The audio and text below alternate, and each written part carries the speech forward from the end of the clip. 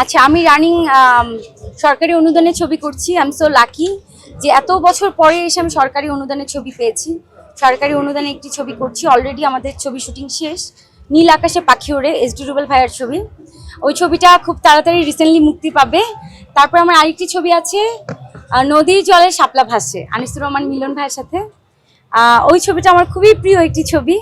তারপর আরেকটি ছবি কিছুদিন আগে দেখলাম, ব্যানার ব্যানার বড় বড় বিলবোর্ড এফডিসিতে, ভালোবাসি তোমায় আরজুর সাথে। ওই ছবিটা একদমই রিলিজের অপেক্ষায়, জাস্ট আমরা ডেট নিয়ে রিলিজ দিয়ে দিব। হয়তো নির্বাচনের পরপরই ওই ছবিটা মুক্তি পাবে।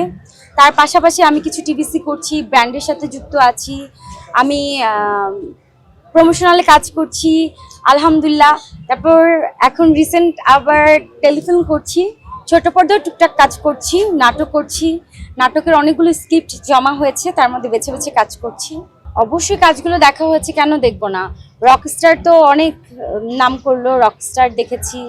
তারপর আমি তো সিয়ামের গত বছরের ছবিও রাক্ষস দেখলাম।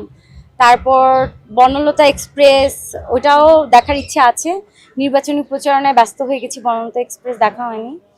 আমি সবসময়, আমি যেহেতু চলচ্চিত্রের মানুষ, চলচ্চিত্রের খবর তো অবশ্যই আমাকে রাখতে হবে।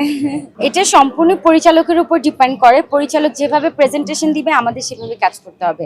আমরা তো জাস্ট আর্টিস্ট, আমরা আমরা কিন্তু জাস্ট অভিনয় করাটাই আমাদের কাজ।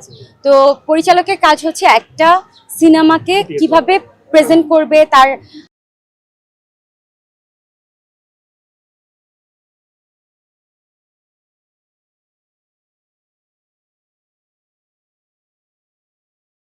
লোডশেডিং কিংবা ঘরের বাইরের তীব্র গরমে ওয়ালটন রিচার্জেবল ফ্যান থাকলে থাকবে শুধু বাতাস আর বাতাস।